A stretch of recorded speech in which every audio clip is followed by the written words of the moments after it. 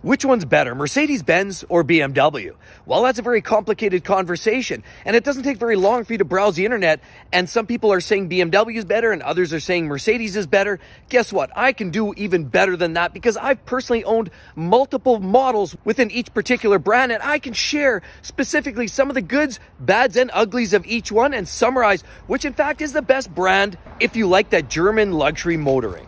Let's get into it now. Life's too short to drive boring cars.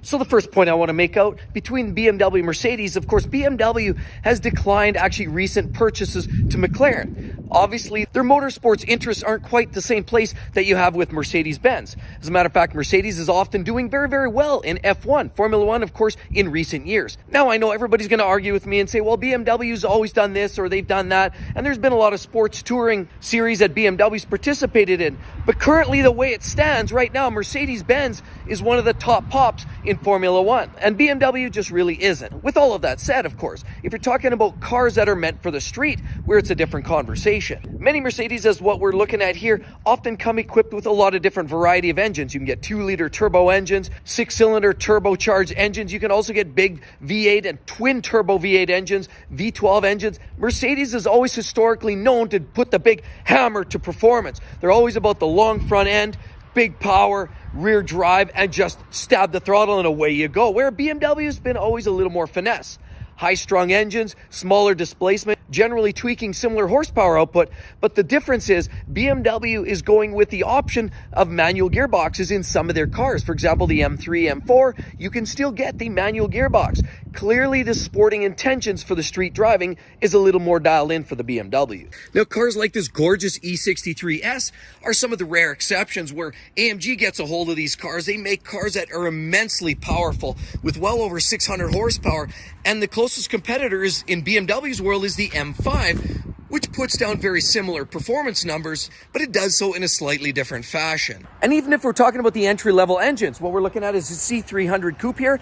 This has about 240 horsepower, and it's a lively little so-and-so. But if you're talking about the base model 3 Series BMW, which is the direct competitor to this, it's up around 255 horsepower, and BMW always has a little more high-strung sensation when driving their cars. So in summary, if driving is your one and only priority, then BMW is likely where you want to go. Right here, we're looking at a couple of SUVs. Right here, we have a BMW X2, and here we have a GLC. This is slightly upscale. This is the next variation. The direct competitor would be X3. For all intents and purposes, it's a great comparison. If you like styling, which one's your flavor? I mean, clearly, if you look at BMW, things like headlights are a little sharper than Mercedes. They're a little bigger and more open. Of course, the grills are bigger and more prominent here with the Mercedes, whereas on the BMW, smaller, other than when you get those ridiculous X7, those oversized grills in some of the upscale BMWs, generally a lot of them are a little more taut like this. Also, BMW, lots more little vents. It's a little simpler layout here on this particular unit. And you'll notice a lot of the features are a lot more round. The overall design themes are round by general nature here. As we look around the top, everything has more softer lines. Of course, at the bottom, we have a set of dual exhaust tips because this is the GLC 43 and that's the V6. This isn't the base model. But then we look at the BMW and you'll notice the lines are a lot sharper. Everything's a little more chiseled. The tail lights are a little sharper than they are over here, which are a little more rounded. We also do have a set of dual exhaust tips on the BMW, but these are real right there versus some of these fake jobbies that they put on the Mercedes right like that. Very crisp designs as you see like this, and you've got some nice contours. Everything's structured, sharper, and crisper lines in the BMWs, whereas Mercedes, a little softer, as I said, same thing there. Rockers are a little softer down here, as opposed to the BMWs, which are a little bit more pronounced along the bottom edge there. But the overall fit and finish is very similar. Painted wheel flares there and there on both cars. Both have large oversized glass panels for sunroofs. And quite honestly, are both very similarly equipped. The interiors are quite different as well. Let's take a look. This is where, from a styling standpoint, I think Mercedes-Benz has BMW beat on every count on the interior. There's a lot more brushed aluminum, nicer detail, more detail as you'll notice in the seats. And it's just a more upscale feel to most of these modern day Mercedes. As opposed to BMW, cleaner, basic, and very simplistic is the key and name of the game. So as far as I'm concerned, Mercedes owns the interiors, BMW owns the exteriors in terms of an overall design theme. Now, what I can honestly tell you between these two vehicles, after owning numerous of each, is that the way they hold up structurally is quite different as well. The Mercedes that I've owned in the past, they don't generally hold up as well. They tend to rust. And a lot of Mercedes will tend to rust down at the lower edges of the doors, sometimes around there, sometimes on the rear leading edge of the trunk. And they generally don't hold up quite as well. A lot of the plastic parts inside don't hold up as well either. And this is a very similar car, the one that I own. And this piece, even here, this panel interface actually broke loose. I hit a set of train tracks and that came apart. Also inside the car, that speaker inside the door actually popped right out when I hit the same set of tracks. So overall, I would say Mercedes is a little more fragile. They tend to rust a little more, where BMW, on the other hand, I find a lot more robust. When you slam the door, they're actually pretty sturdy. For example, it actually feels solid when you close the door. It feels more like a vault, whereas that always has a little bit of a looser feel to it. I'll also comment that I've had a lot of struggles with BMWs in the past with some reliability issues, particularly with the twin-turbo six-cylinder engine called the N54. That was a real problem. As well as my X535D, which is a diesel, also had some problems. It starts to get very expensive when your emission system starts to fail. So that's where things get ugly. But generally speaking, BMWs generally resist rust very well. They hold together. The leather is very stout. Plastic parts don't fail like they do in a lot of these Mercedes. And really the only thing that you can really speak of on the interior of the cars that fail are you get those gummy buttons and the weird button syndrome that you get with some of these older BMWs. Mercedes, yeah, I haven't really seen that. BMW, yes, I have. So overall, for the driving experience, as well as the overall cosmetics and fit and finish and the way it holds up, goes to BMW so far. Now let's talk about the third element, and that's really about reliability. Reliability is a real debacle in terms of a conversation. They both have their nuances, they both have their weak points, and they both have some strengths as well. But one thing I'll comment on, my personal experience with Mercedes transmissions and engines, as well as BMW engines and transmissions generally on the outside of everything, are very robust. They both hold up very, very well.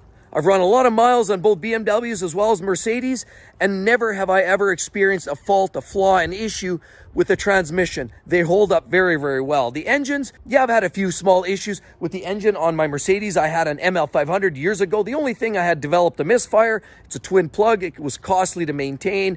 Change coil packs, change wires, of course, change plugs. Gets a little pricey. I had a water pump that failed on me as well, but generally it was a very strong engine and transmission combo. But the BMW, on the other hand, as I mentioned already, I had an N54 powered twin turbo 335i. It was a 2007 and it was a nightmare.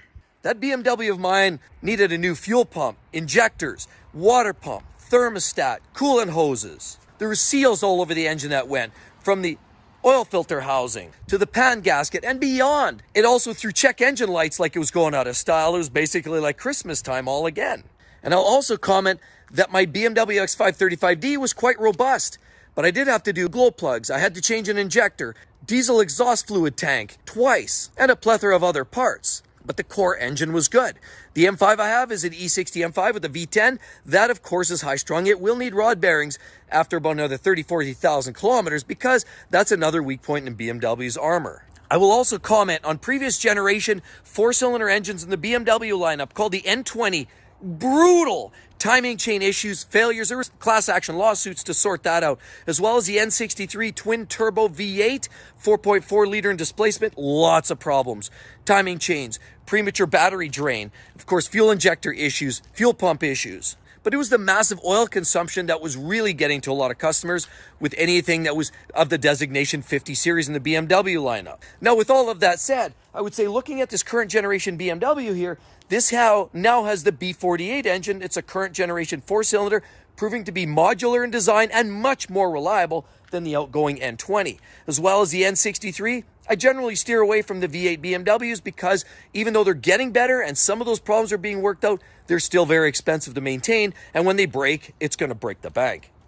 But I can honestly say in Mercedes, yes, there's glitches, most of which now in modern Mercedes are more based on electronics and gadgets, modules. But from a drivetrain perspective, their current generation four-cylinder turbo 2-liter engine is actually pretty reliable. I've owned mine now for about 2 years, similar to that white car. And we've got about 50,000 kilometers, not a hiccup in terms of drivetrain issues. Mercedes always has a very stout V8 engine, and their twin turbo designs are quite robust as well, even though they run the hot V similar to the BMW's N63 V8.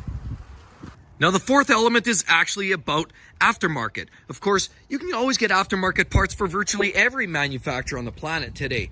However, what you'll find typically is Mercedes, a lot of people generally leave their cars more stock and more factory. BMW has a much stronger aftermarket presence, and you can find a lot of tuners, like Dynon, for example, that really do focus on making your car more personal to you. For in other words, you can get lowering springs and performance upgrades, chip enhancements, larger turbos, exhaust upgrades. You can also get cosmetic updates like wings and flares, rocker upgrades, and generally there's a lot of wheel upgrades for most BMWs.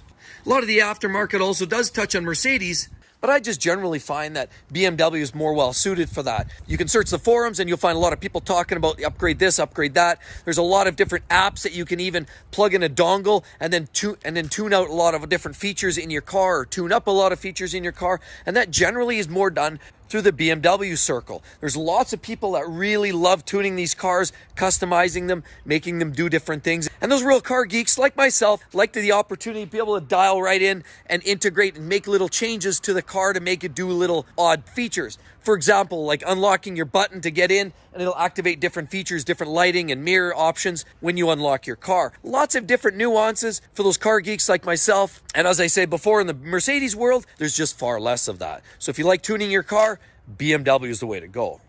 And the fifth area that these cars you can actually compare to is all about innovation, technology. For those people also like to geek out on different features and elements and all kinds of electronic updates, there's no doubt that both Mercedes and BMW have upped the ante in terms of innovation and technology. But here's a great little Mercedes GLB. Let's look at one of the key elements that I personally love, that they lead the charge over BMW. Let's look.